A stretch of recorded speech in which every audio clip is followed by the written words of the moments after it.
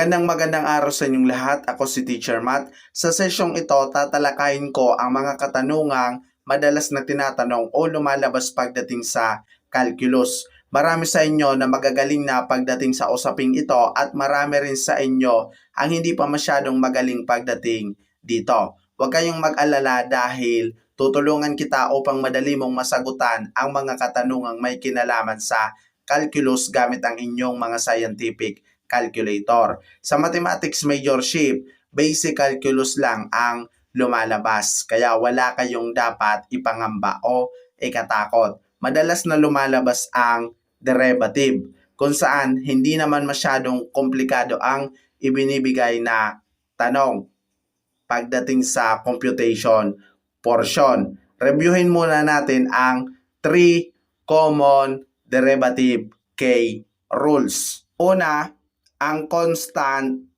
rule. Let C be a constant. The derivative of any constant value is always 0.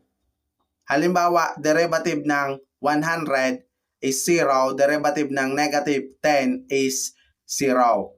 Basta, ang derivative ng any constant value is always 0. Pangalawa, the derivative of a variable with respect to itself is 1. Halimbawa, derivative ng variable x is 1, derivative ng variable y is 1, derivative ng variable z is 1.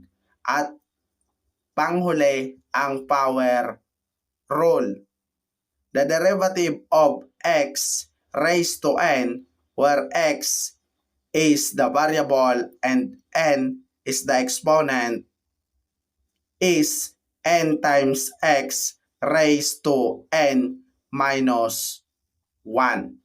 Yang tatlong derivative K rules ay kailangan nyong isaulo dahil pwede nyo yang magamit pagdating sa actual board exam.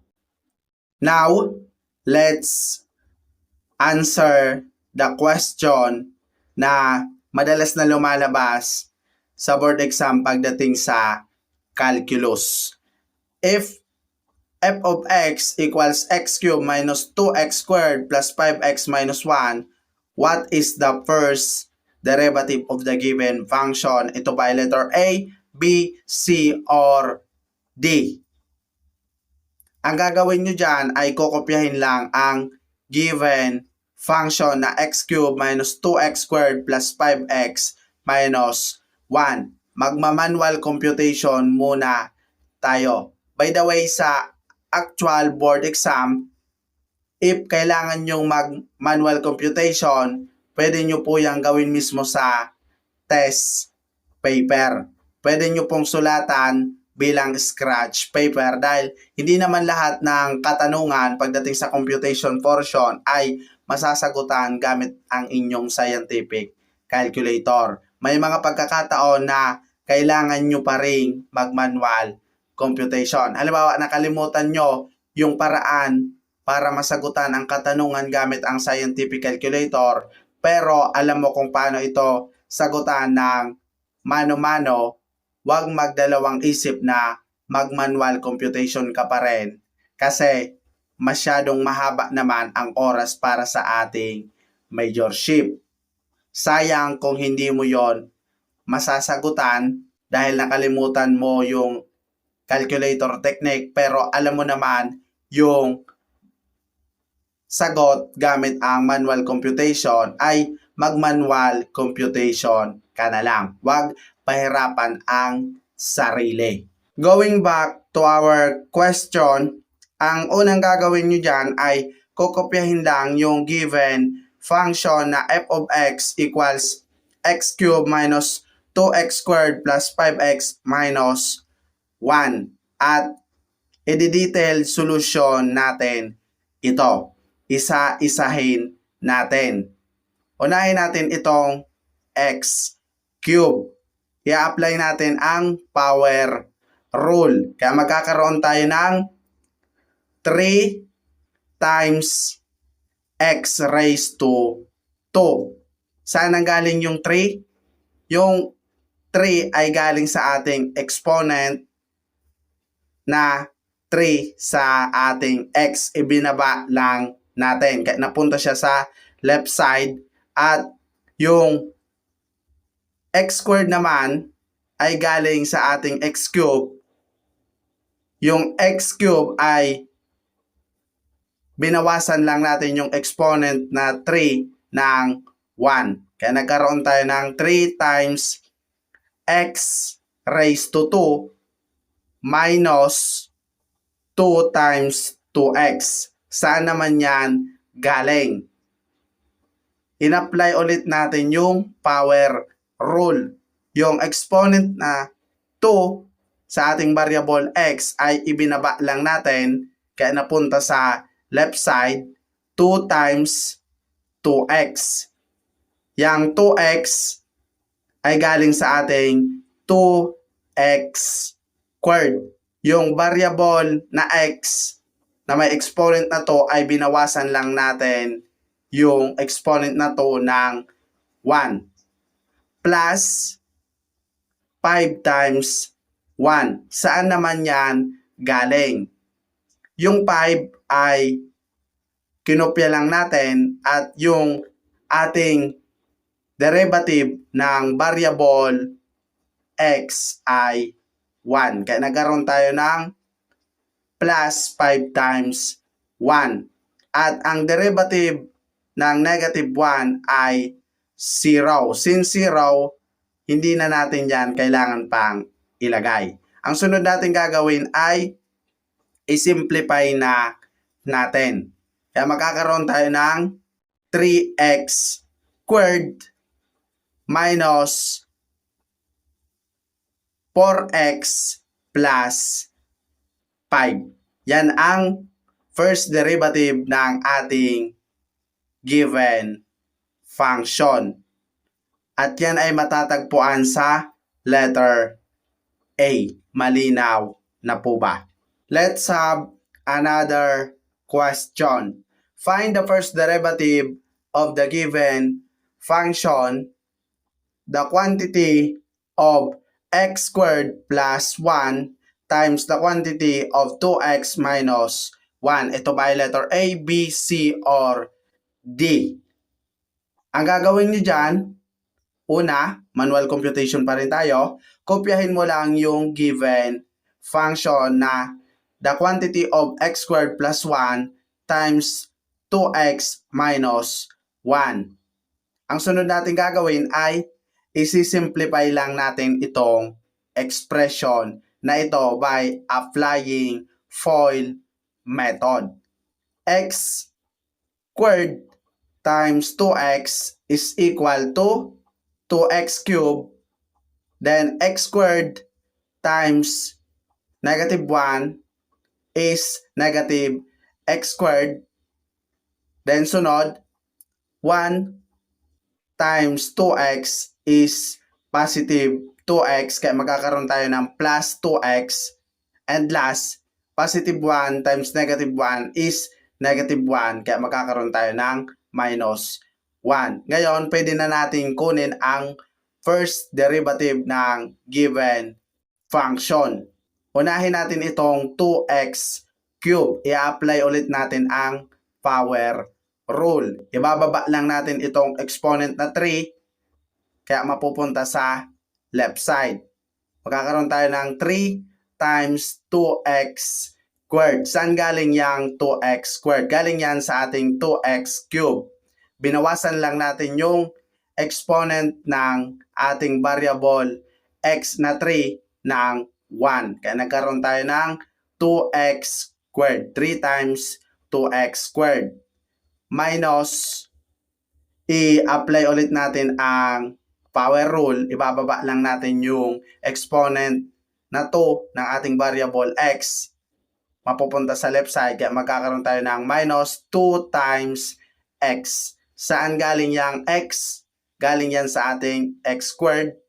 Binawasan lang natin yung exponent ng ating variable x na 2 ng 1. Plus 2 times 1. Saan naman yan galing?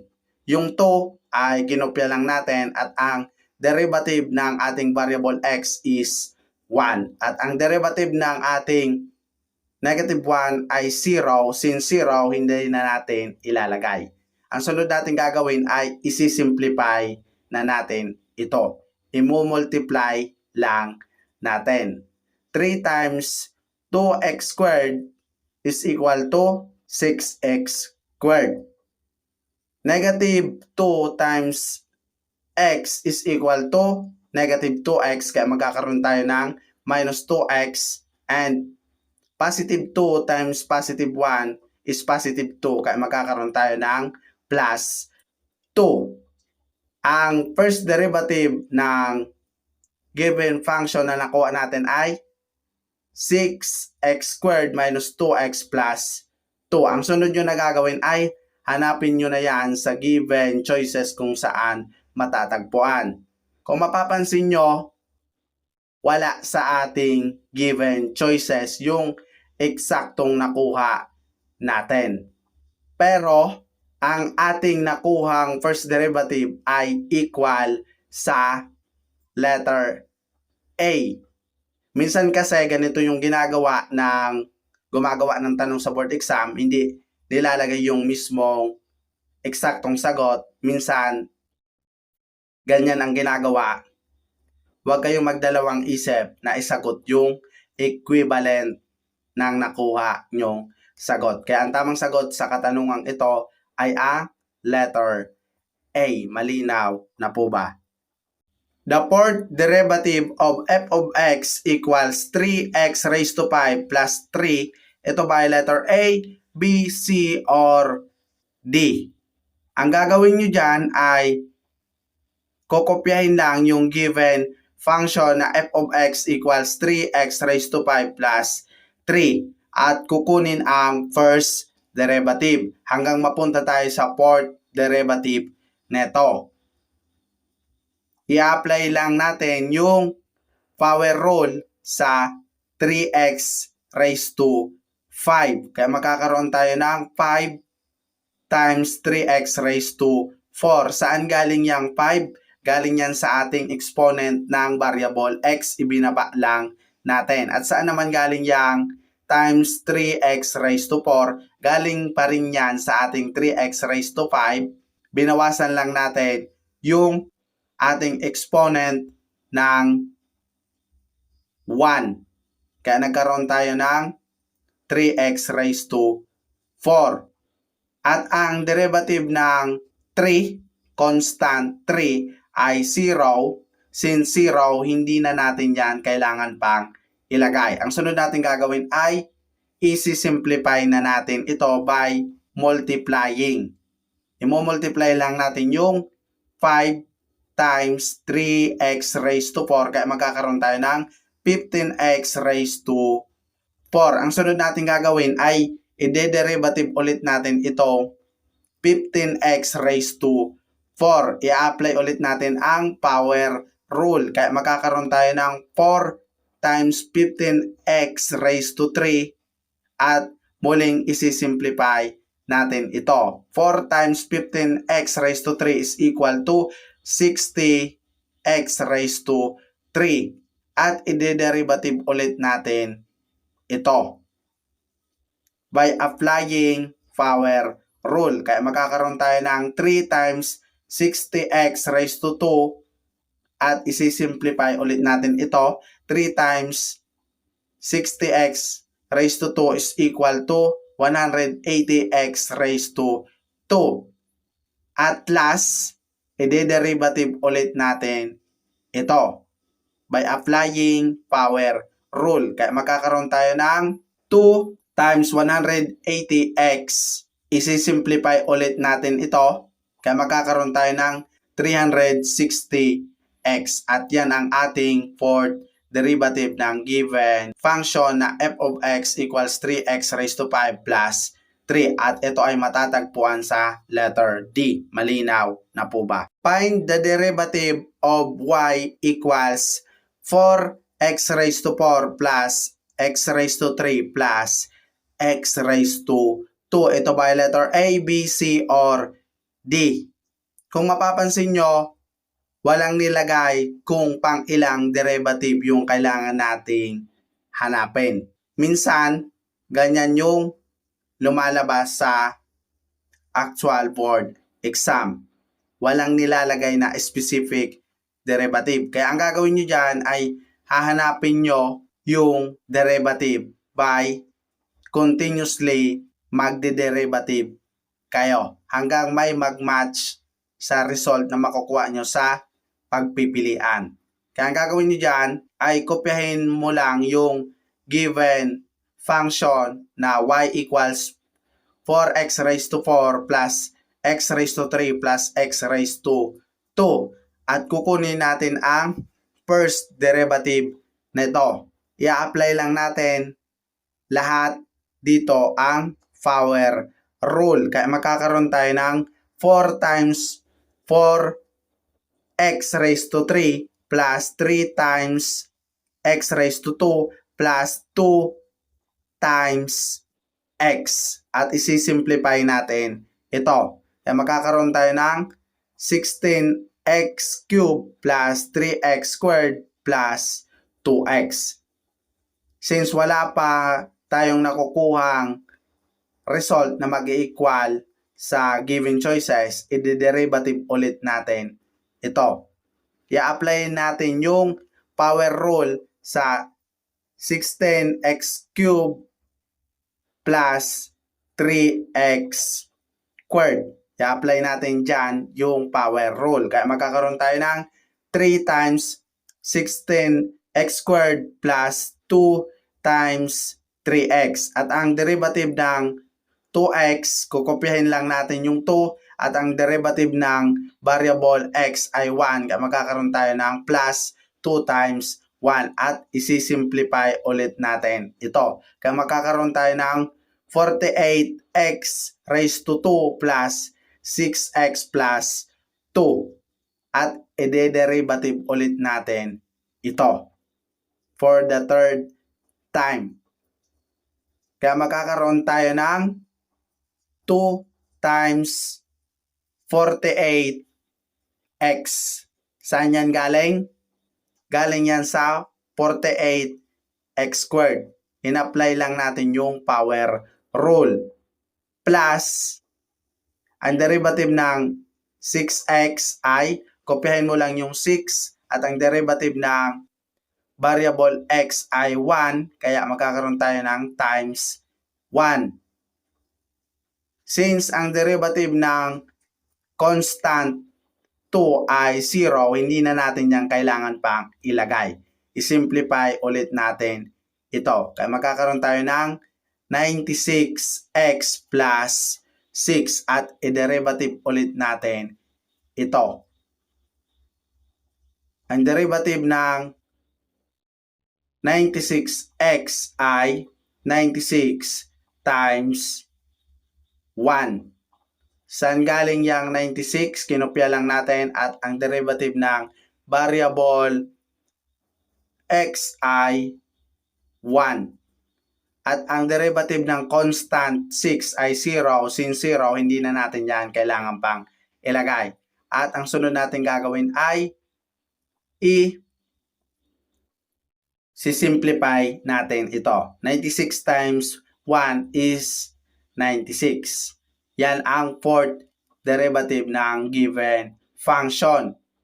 Ang nakuha natin ay 96. Ngayon, yung result na nakuha natin ay nag-equal na sa given choices. At ito ay matatagpuan sa letter B. Kaya yan yung isagot mo sa actual board exam. Malinaw na po ba? Pakikuha ng inyong mga scientific calculator dahil ngayon, ang sunod nating mga katanungan na sasagutan ay kailangan ng inyong mga scientific calculator upang mapadali nating masasagutan ang mga katanungang madalas din na lumalabas sa board exam pagdating sa calculus. Find the derivative of function f of x equals 5x cubed minus x squared minus 2 when x is equal to 2. Ito ba ay letter A, B, C, or D? Paano natin yan sasagutan?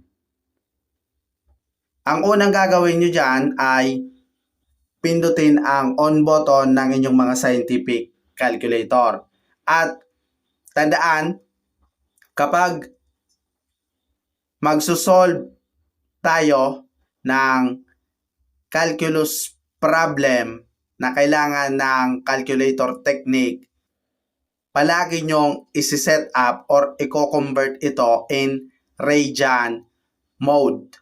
Paano natin yan isi-set up or i-convert in radian mode? Pagkatapos yung pindutin ang on button, pindutin nyo ang shift mode at yung 4, pindutin nyo for radian. Ngayon, nakaset up na or na-convert na natin into radian mode.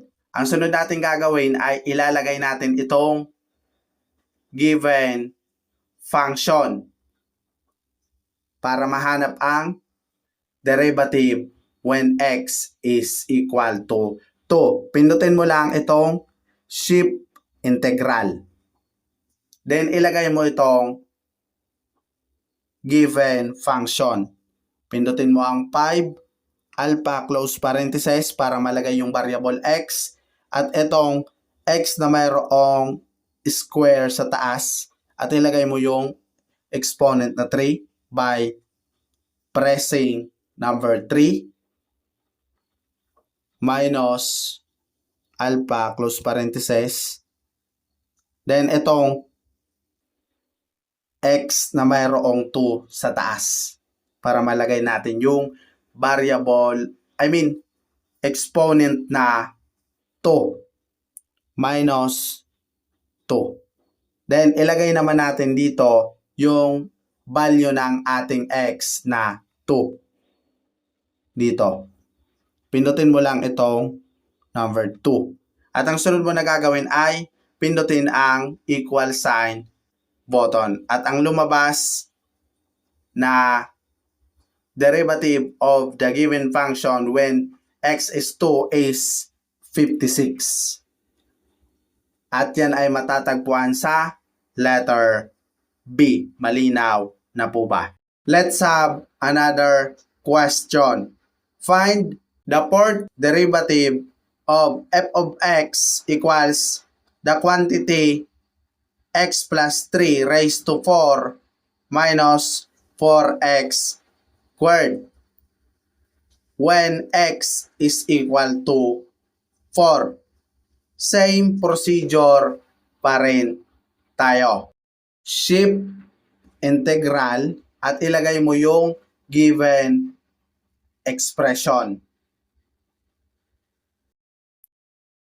Alpha close parenthesis plus 3 close parenthesis raised to 4 minus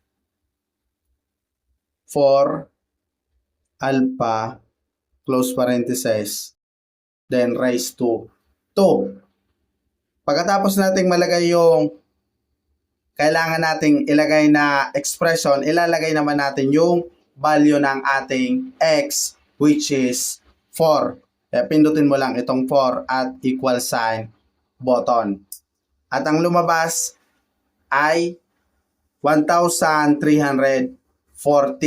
Ang fourth derivative ng given function when x is equal to 4. Malinaw na po ba? Naman, pag-usapan naman natin ang differential calculus.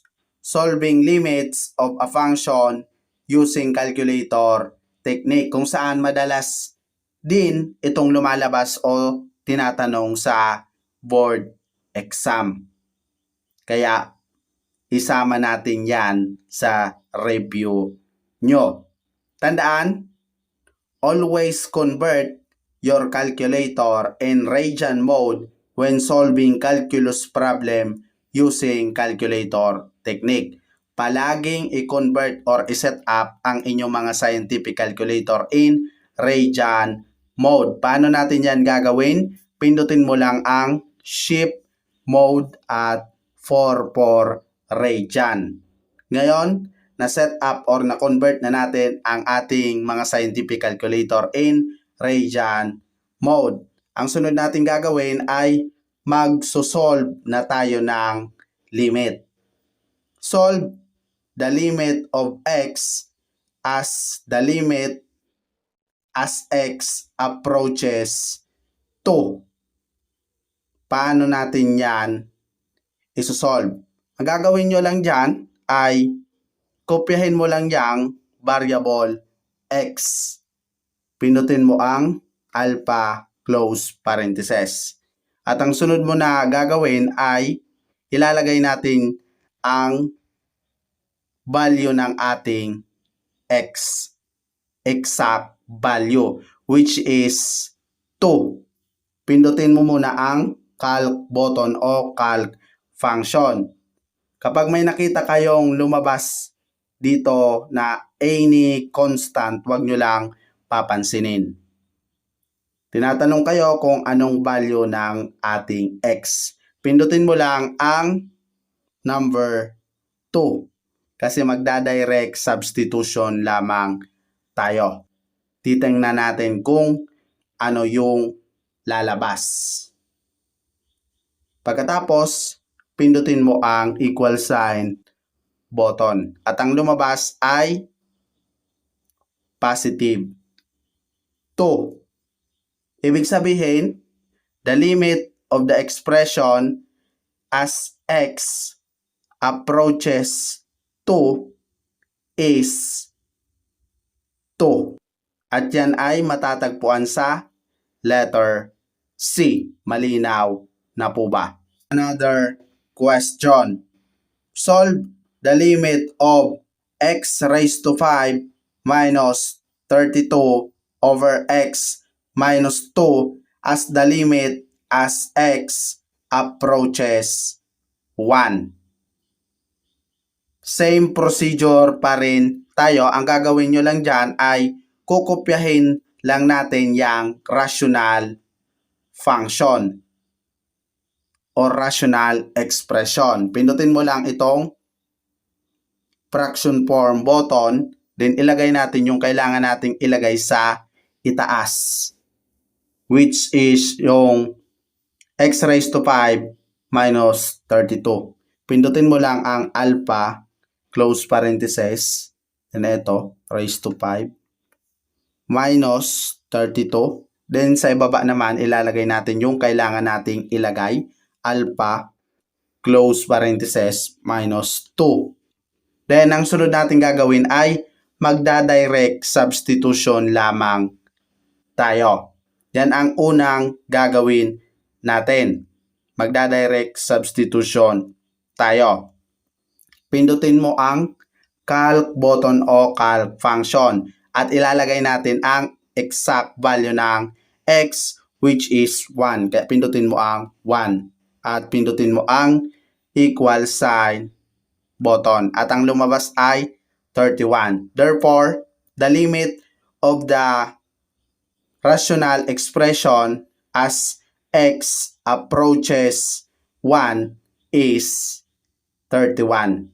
Kung saan ito ay matatagpuan sa letter D. Malinaw na po ba? Let's evaluate the limit of x raised to 2 minus 2026 over x minus 45 as the limit as x approaches 45.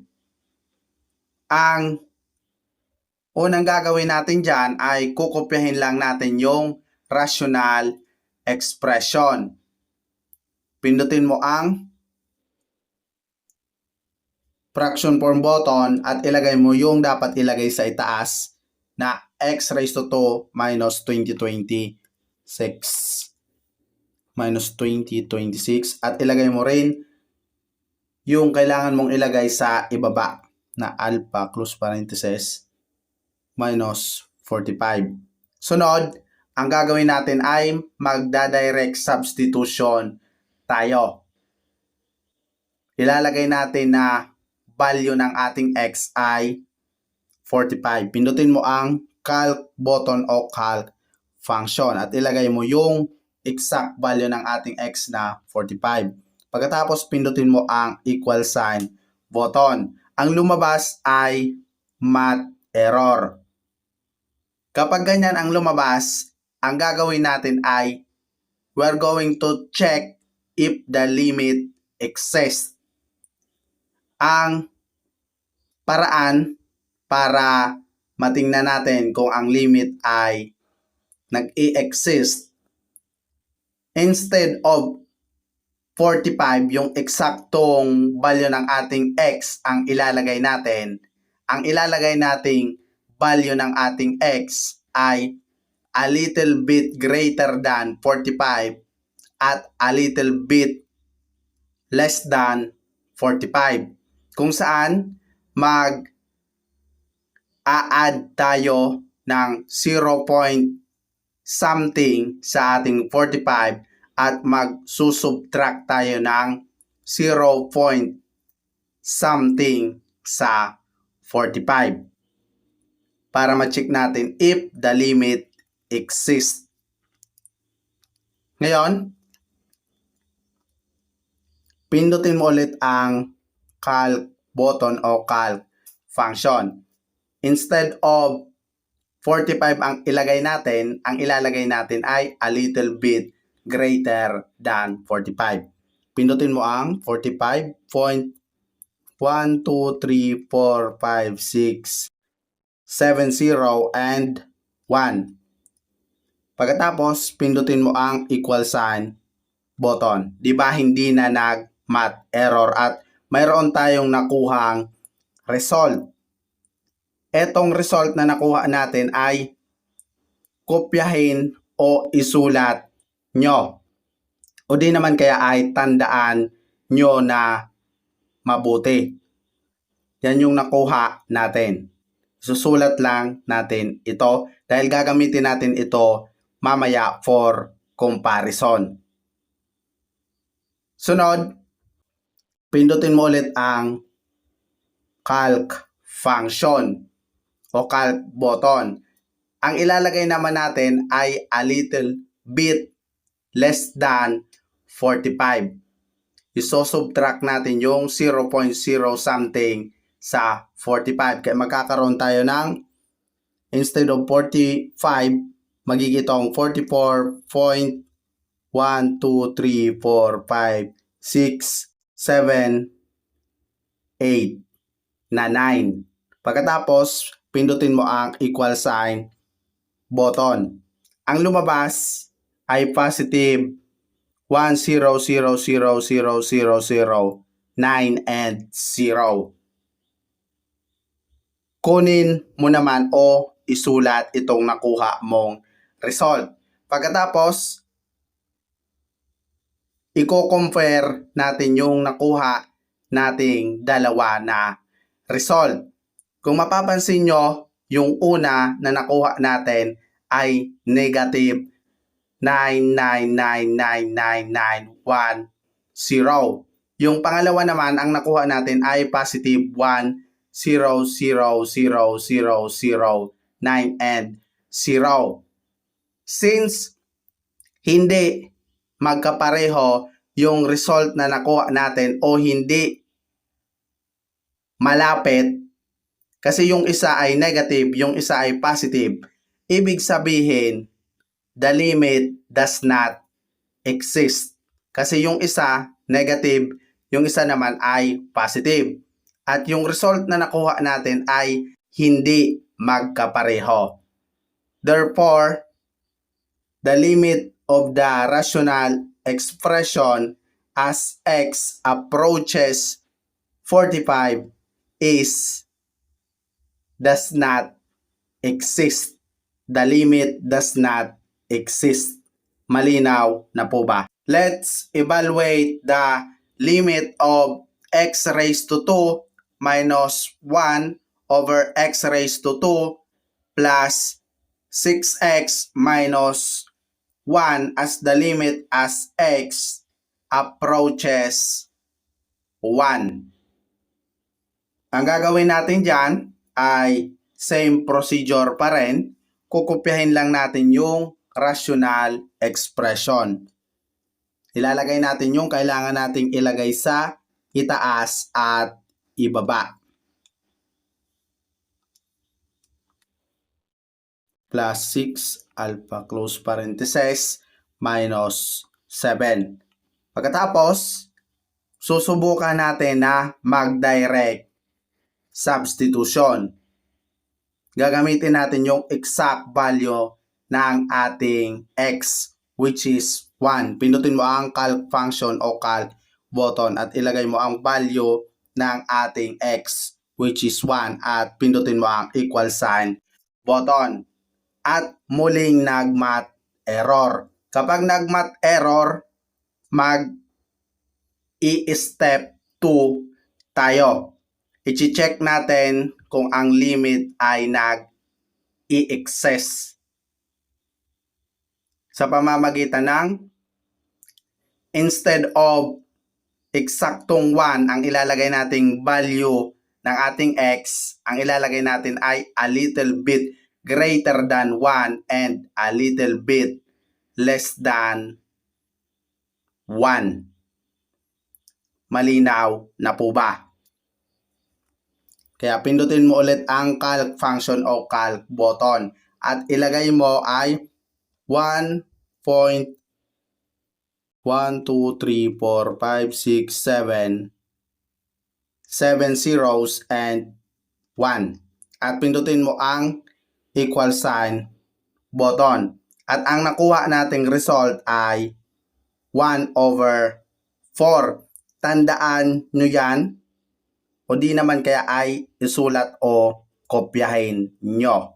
Dahil gagamitin natin yan mamaya for comparison. Ang nakuha natin ay 1/4 or 1/4. Ngayon naman, pindutin mo ulit ang calc button o calc function. Ang ilalagay naman natin ay a little bit less than 1. Isusubtract natin yung 0.0 something. Kaya, instead of 1, magiging itong 0.1, 2, 3, 4, 5, 6, 7, 8 na 9. Pagkatapos, pindutin mo ulit ang equal sign button. Ang lumabas ulit ay 1/4. Kopyahin mo ulit ito o isulat nyo. Kung mapapansin mo, yung nakuha mong unang result at pangalawang result ay parehong positive. 1/4. Equal at pareho yung nakuha natin. Ibig sabihin, yung limit ay nag-i-exist. Therefore, the limit of the rational expression as x approaches 1 is 1/4. Kung saan matatagpuan ito sa letter A. Malinaw na po ba? Let's evaluate another limit. Evaluate the limit of the quantity of 1 cosine x sine x as the limit as x approaches 0. Ang gagawin natin dyan ay same procedure pa rin. Pindutin mo ang fraction form button at ilagay mo yung given expression. Ilagay natin yung kailangan nating ilagay sa itaas. Cos alpha close parenthesis. At ilagay naman natin yung kailangan nating ilagay sa ibaba. Sin alpha close parenthesis. Sin x. Ngayon, ang unang gagawin natin ay magda-direct substitution tayo. Pindutin mo ang calc button o calc function at ilagay mo yung exact value ng ating x, which is 0. At pindutin mo ang equal sign button at muling nag-math error. pupunta tayo sa step 2 kung saan i-check natin kung ang limit ay nag-i-exist. Instead of 0, ang ilalagay natin na value ng ating x, ang ilalagay natin ay a little bit greater than 0 at a little bit less than 0. Mag-a-add tayo ng 0 point something sa 0 at magsusubtract tayo ng 0 point something sa ating 0. Kaya pindutin mo ulit ang calc button o calc function ng inyong mga scientific calculator. Instead of 0, ang ilalagay natin ay a little bit greater than 0. Kaya pindutin mo ang 0.1234567 0 at 1. Pagkatapos, pindutin mo ang equal sign button. Ang lumabas ay 0. Tandaan ito. Gagamitin natin yan mamaya for comparison. Ngayon naman, pindutin mo ulit ang calc button o calc function.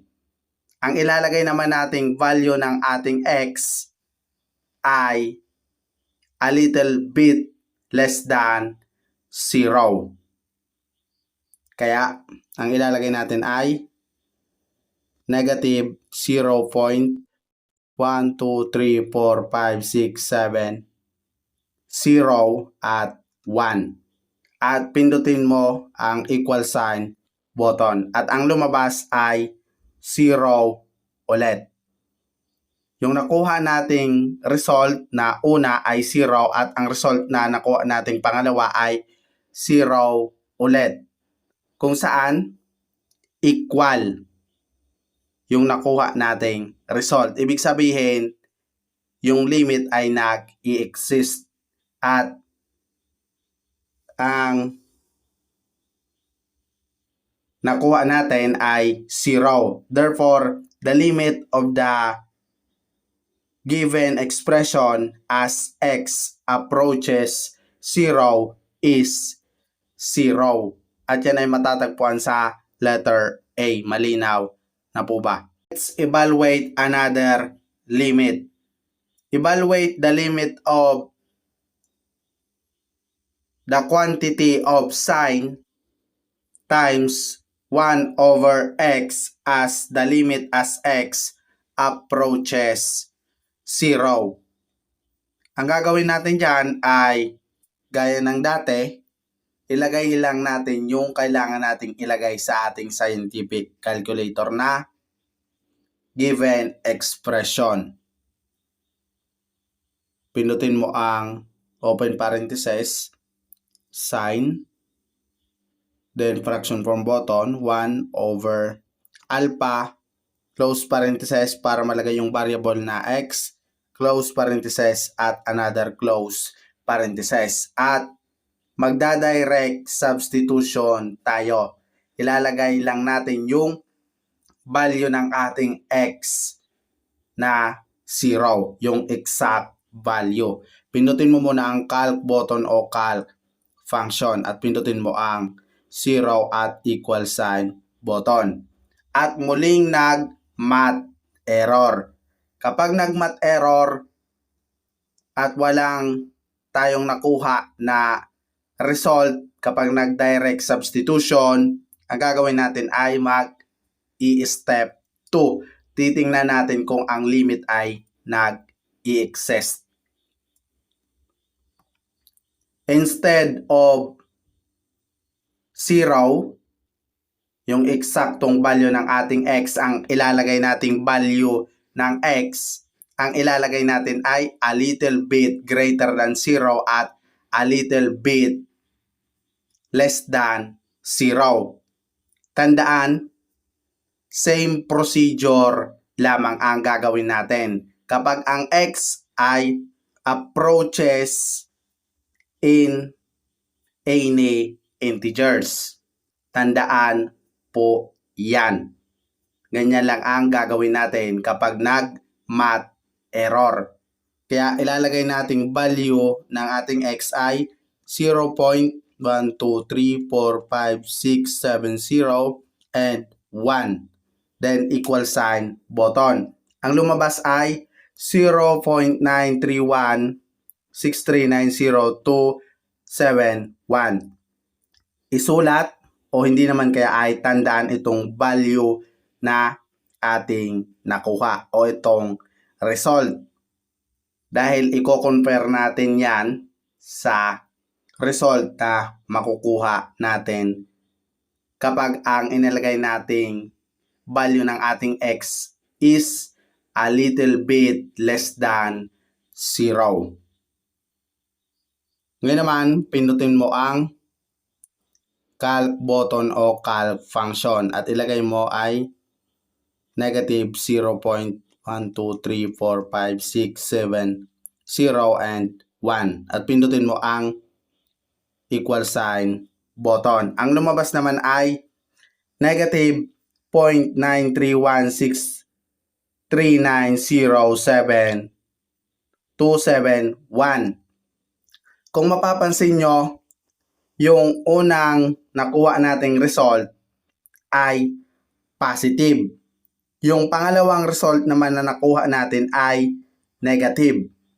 Equal ba sila? Di ba? Hindi. Ibig sabihin, yung limit ay hindi nag-i-exist. Therefore, the limit of the given expression as x approaches 0 does not exist. The limit does not exist. Kasi magkaiba yung sign na nakuha natin. Yung isa positive, yung isa naman ay negative. At hindi sila equal.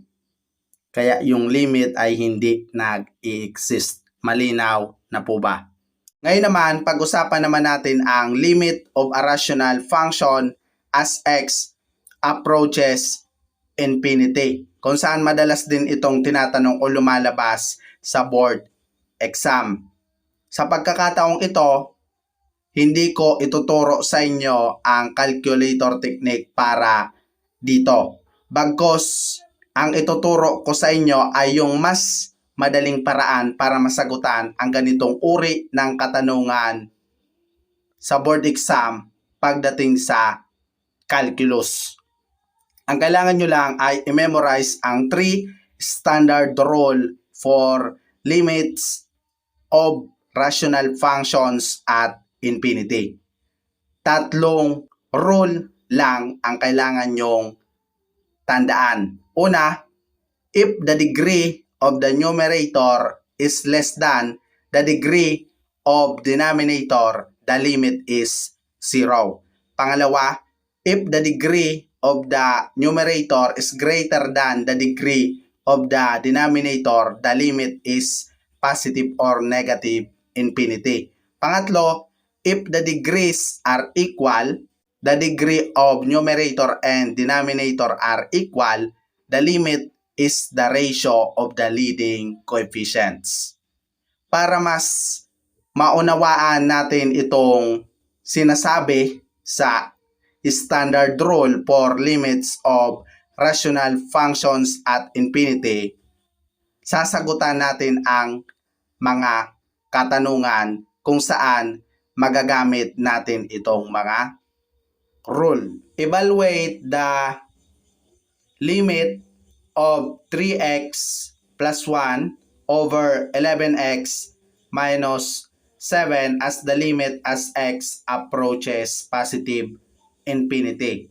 Ang una ang gagawin natin dyan para masagutan ang ganitong uri ng katanungan ay i-identify natin ang dominant term sa ating numerator at dominant term naman sa ating denominator. Kapag sinabing dominant term, the dominant term in the polynomial is the term with the highest degree or exponent. Sa ating numerator na 3x plus 1, ang ating dominant term ay ang 3x.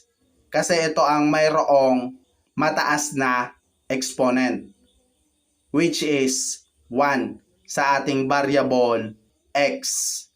Sa denominator naman, ang ating dominant term ay ang 11x, kung saan ito naman ang mayroong highest exponent, which is 1 sa ating variable x. Pagkatapos nating matukoy kung ano ang dominant term sa numerator at denominator, ang sunod natin gagawin ay kukunin natin ang exponent ng bawat dominant term. Sa ating numerator, ang exponent ay 1 at ang exponent naman natin sa denominator ay 1. Pagkatapos ay i-confer natin ang degree ng numerator at denominator.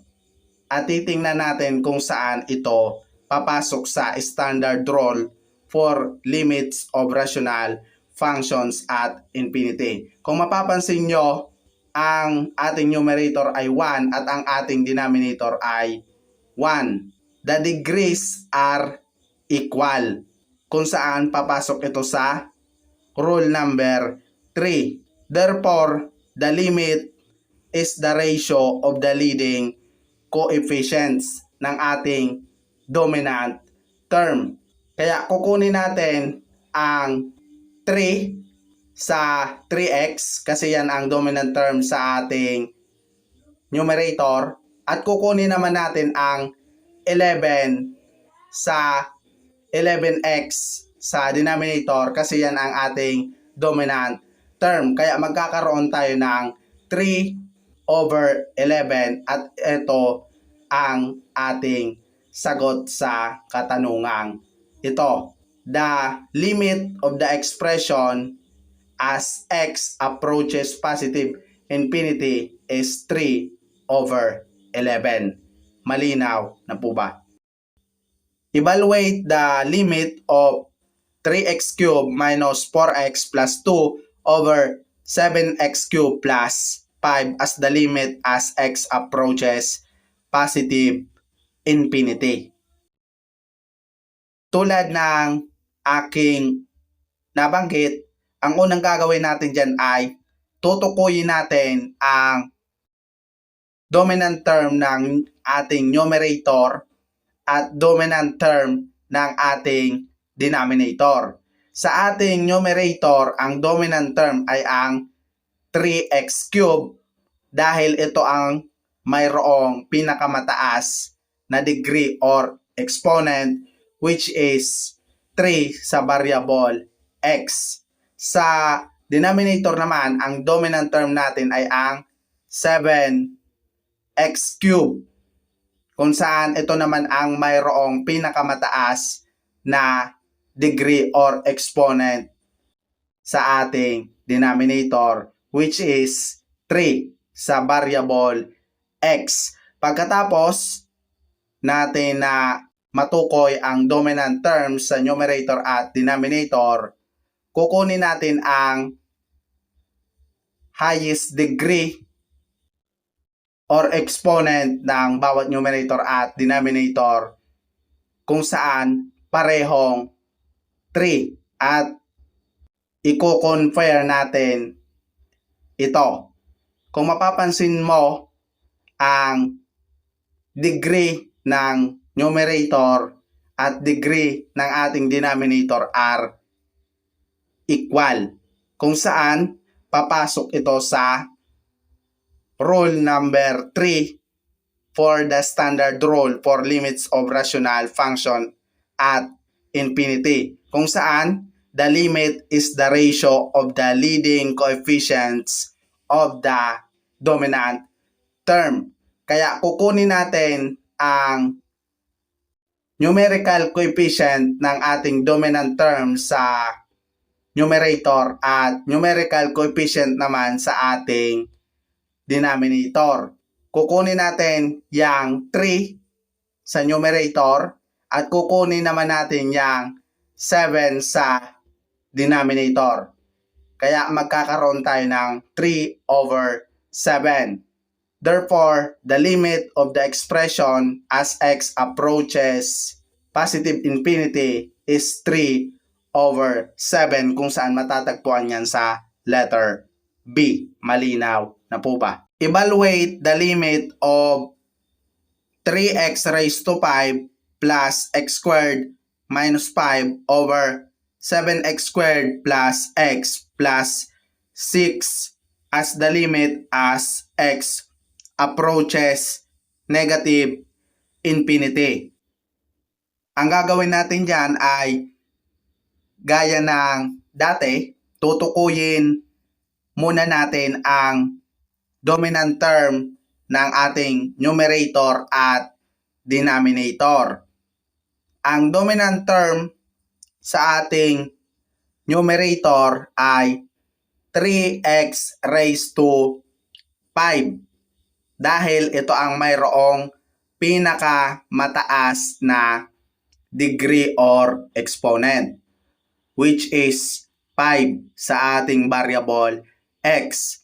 Sa ating denominator naman, ang ating dominant term ay ang 7x raised to 2 dahil ito naman ang mayroong pinakamataas na degree or exponent which is 2 sa ating variable x. Pagkatapos nating matukoy ang bawat dominant term ng ating numerator at denominator, ang sunod nating gagawin ay kukunin natin ang degree or exponent ng ating numerator at denominator.